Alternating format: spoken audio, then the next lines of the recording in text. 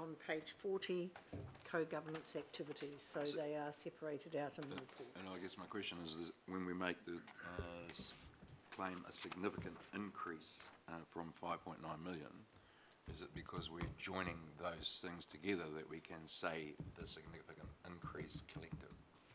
Certainly in the previous financial year, the separation of the Māori Transformational Shift activity and co-governance hadn't been landed until the LTP, so they were reported together last year. So this year we actually are reporting on them separately. So what we wanted to highlight is $15 million for this financial year is a significant increase from 5.9 from the previous financial year. But is my point made, Madam Chair, that we're trying to use that figure to identify the spend on Māori outcomes when we agreed back then that the co-governance thing was not attributed solely to Māori, and there were a number of things that were going through that process that were actually conflicted and contradicted with Māori in terms of, I used the example of toilets on Maunga. So, you know, I just want to I just want to state clearly that I'm concerned that we're shifting it back to where it wasn't. And if you're going to report on them separately, you should identify them separately in resolutions. To say that it's a 5.9 increase, in my view, is suggesting by default that they're joined together again. So my suggestion, Member Taipari, is that we just take D out because we've noted in C that the new total is, and it's in 2 levels. So thank you. Shall we just take D out? Okay.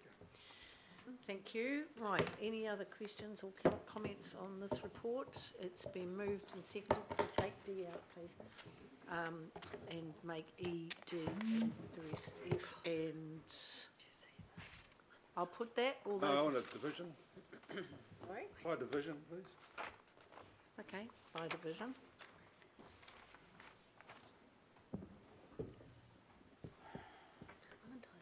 Councillor Brewer. No.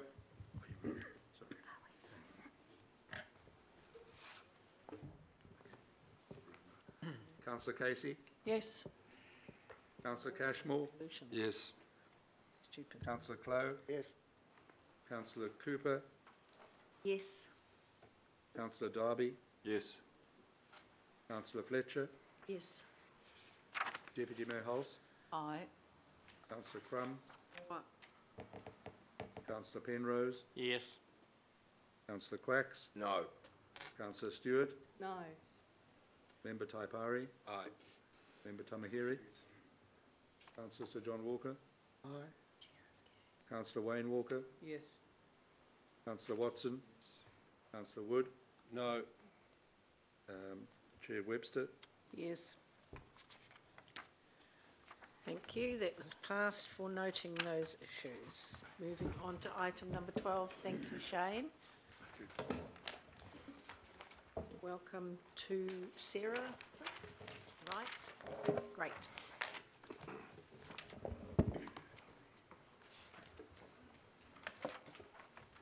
Kia ora tātai. On the 20th of August 2015, the committee requested that the council provide a more detailed annual treaty audit report, audit response work programme, for 2015-2016. Also asked council staff to work with the IMSB Secretariat to develop a robust validation process to determine the treaty audit actions are actually closed. And then the committee also noted that the budget committee agreed to identify $2 million over 3 years to implement the treaty audit response work programme. The report here details the detailed annual work programme for 2015-16 has been developed and it is provided here in attachment A. There's also been detailed project level planning that's been carried out for the 2015-2016 year. That's been drafted and is currently being shared with the IMSB Secretariat. As part of this planning process, we've identified $644,000 and that's been identified as contributing to implementing the treaty audit response work programme. with that adding up to 197 million so far for the 3 years, 2015 through to 2018. The report notes progress made in addressing the priority response actions for the first quarter as well, and a closure process has also been agreed between council staff and the IMSB Secretariat. The process applied to response actions due for completion in the first quarter, and it will be applied to the project plans as well for 2015-2016 work programme. It's a summary of the report. I'm happy to take questions. Thank you. Questions, councillors? Councillor Cooper? Thank you. Can you just clarify? I mean, I think I know the answer, but it just seems that there's a bit of confusion around the table. This is money that's already in the budget, but now we're just going down to fine grain, and we've been asked by the IMSB to say, look, what are you doing to address Māori issues, Māori impact? And we're actually going fine grain into the budget to say, here, these things are contributing. So we're not voting for any more money. No. We're just saying this is, we're really putting a real magnifying glass onto the budget and saying these things are contributing to Māori outcomes. Is that right? Yes, the Treaty Audit Response Work Programme does fall within our current budget. Yes, thank you. No extra money. Councillor Walker? Yeah, this is just a process question. In terms of how we do this allocation, do we have a process in place where there's a field, if you like, within the allocative mechanism where an officer identifies at that point that yes, this particular activity, project, whatever, contributes something, so they capture the information as close as possible to source? And my reason for asking that is there's an awful lot of work around this. There's a lot of time that goes into it. The closer you can capture information at source, best estimate, the easier it is often. So how does it work? If I may respond to that question. Certainly we're working closely with our finance team, and we're utilising existing business planning, budgeting processes. Finance have introduced a means to be able to tag Māori transformational activity budget in order to be able to draw on that data. Certainly as part of the reporting systems we have, the activity owners are able to report on the actions and delivery in terms of the projects that they're delivering within their respective departments or CCOs. Certainly in the business planning end, we undertook that through the long-term plan, and certainly as part of the annual plan process for next year, we'll be undertaking the same process. So there's a set of Māori transformational criteria that are checked against initiatives. If they meet those criteria, then they're deemed Māori transformational. If they don't meet, and there's sort of three levels, there's direct contribution to Māori outcome. There's a second level which is focused on Māori engagement and consultation, and certainly where those don't make the threshold, we still capture that information. But certainly there's quite a process, and it's part of our normal financial monitoring and reporting systems looked after by finance. Okay, so just a further simple question. So how long have we had the tag operating, just as a field? Certainly the last financial year was the pilot of the new system, or working to the system, which we had reported on a quarterly basis to this committee. That then underpinned the long-term plan process where we've been able to provide this level of information to the committee. Okay, and are the IMSB familiar with how this system operates? Certainly in terms of prior to last financial year, we worked through the Secretariat, the development of the criteria, we worked with the IMSB, so we've been collaborating with the IMSB Secretariat through the process. Okay, that's great. Thank you. Thank you. Councillor Casey. I just want to ask about Māori responsiveness plans, and I'm looking at paragraph 29 on our page 45, and it says 14 departments and CCOs are currently undertaken or currently developing one. Can you tell me which CCOs have undertaken or are currently developing one? Certainly, ACPL had already developed a Māori responsive plan prior to the amalgamation with Waterfront Auckland. So Pānuku Development Auckland have a Māori responsive plan. They're working on how they reframe that within the context of the new CCO. Auckland Transport are developing, they had developed a Māori engagement framework, and certainly that'll get reframed within the Māori responsiveness plan context. And we've also identified Watercare to work with them over this financial year around developing a Māori responsive plan for Watercare. Thank you. The other three? The other three CCOs, or? Yes. Yep, so we'll be progressively working across departments and CCOs certainly over the next couple of years to develop Māori responsive plans for all. So is there a prioritisation for the CCOs, or? We have targeted to prioritise 18 by the end of this year to get them started. Oh, sorry, yes, 18 are actually in development now, so I forgot to mention that. Thank you. Councillor Wood. Thank you. I've got a few questions. Firstly, I want to go back to that question about the Auckland Council governance statement. There's 19 mana whenua iwi that we recognise. My question relates to the mayor's, saying we've got to expedite this matter of the agreements. So how are we going with that, Johnny? Certainly, there's two aspects relating to the governance statement. The first one is where Council last year adopted the significance and engagement policy. There's a requirement in the governance statement that we reflect our policy on consultation with Māori, so that new policy supersedes that, so the governance statement has been amended to reflect that new policy.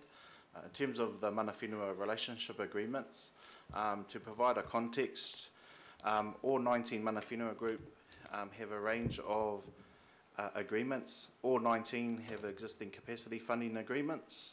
All 19 have master service contracts as well to enable project transactional work across the organisation.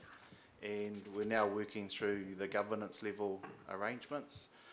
In that work, it requires us to engage across local boards and with mana whenua.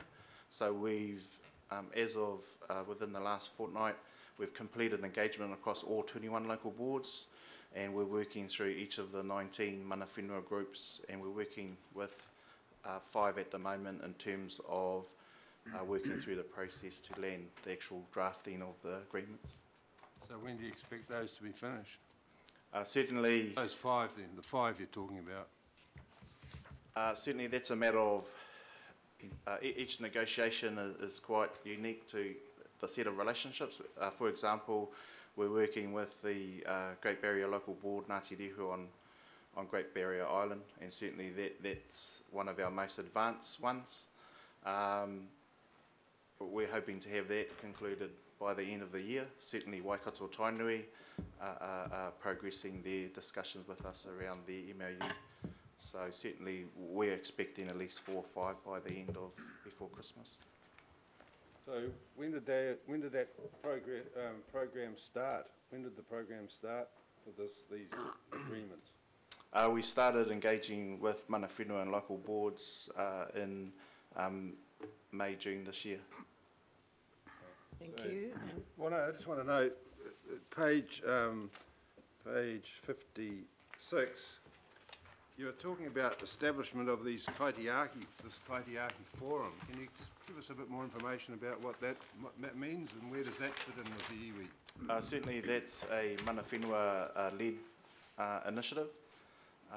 We currently have as an example, kaitiaki forum with Watercare.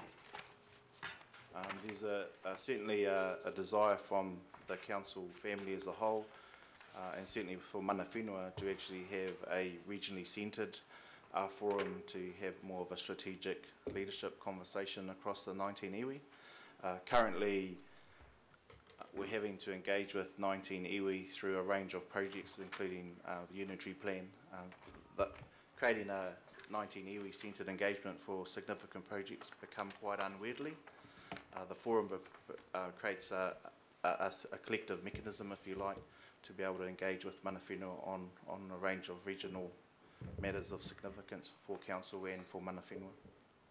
So do mana whenua, the 19 iwi, if you got agreement from them that this Kaitiaki forum will supersede? Yes, mana whenua have established a working group where they're engaging across the 19 iwi to land that.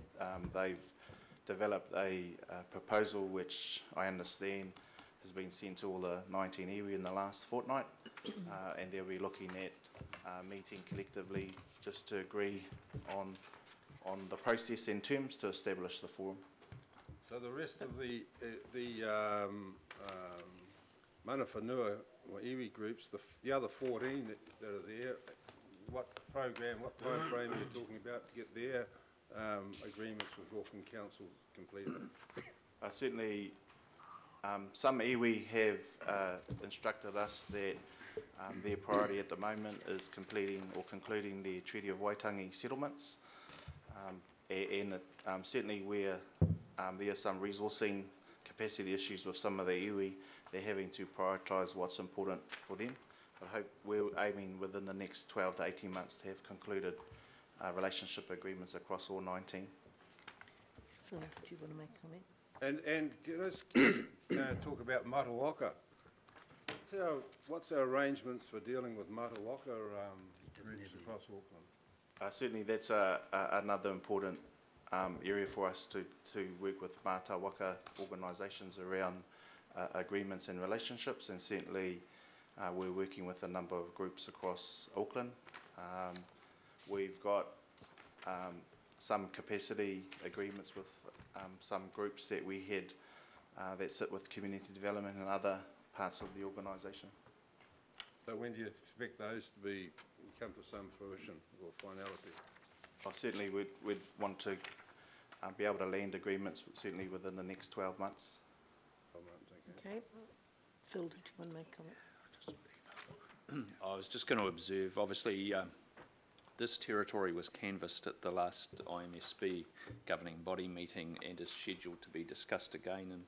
And I had asked Johnny to prepare a quite detailed summary of where we're at for that forum, which is, the date escapes me, but it's in mid to late November.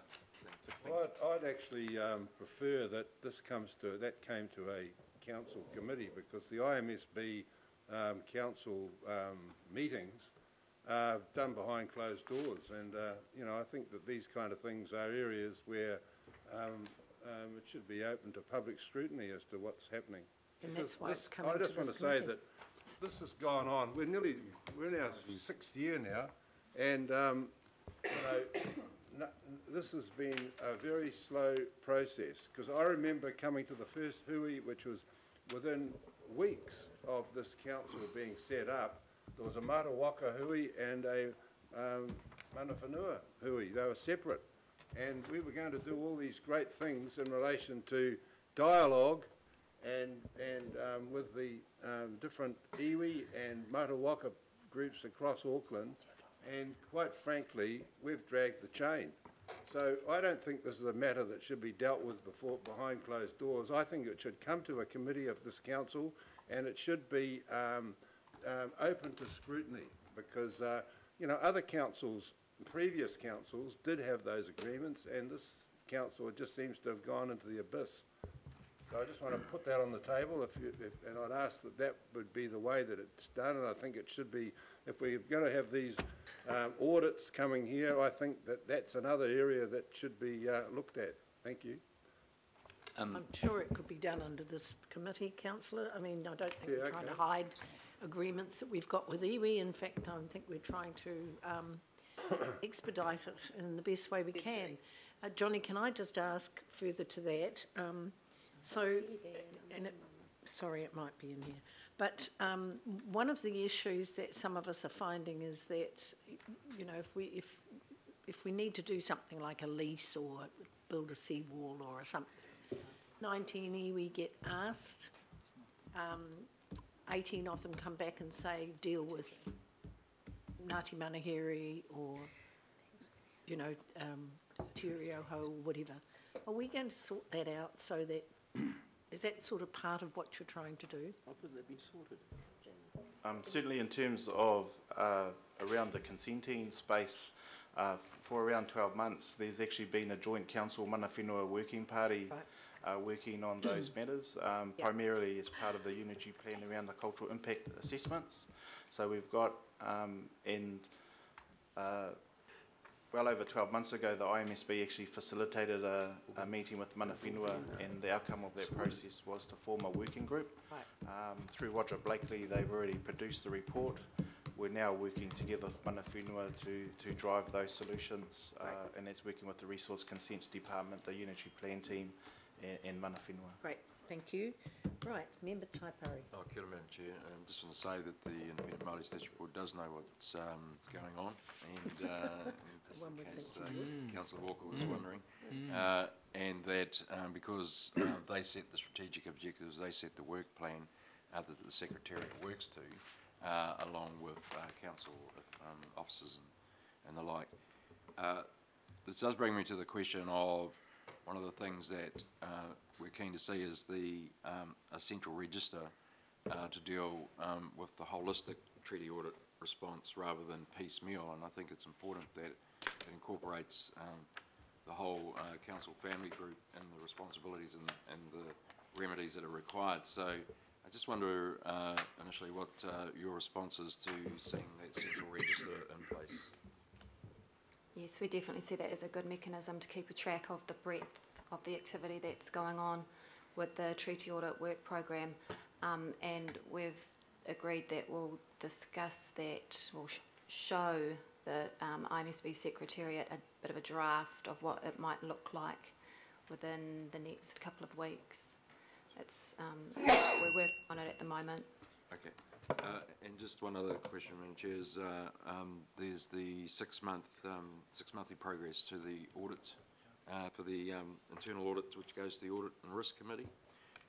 So I just need to ensure that the board has been notified of that, because they have an invitation to attend that Audit and Risk Committee for those purposes. So just make sure that that's in the work plan and the program, and the board are notified accordingly so they can participate. Thanks. Okay. Chair of the Risk Committee's nodding, so Member Tamahiri. Yeah, I've got about 3 or 4 questions. They might well be answered, excuse me, in the this paper that's coming before the joint meeting. But the first one is, so I'll just rattle them off and you can respond. The first is, are you aware of any extant memorandum of understandings with Mātai Waka? 2, over 5 years, have you ever advanced any communications in regard to your knowledge of those? 3, have they contacted your office to attempt to advance a conversation in regard to those legacy MOUs? And 4, what are you doing? Certainly the only one from a legacy environment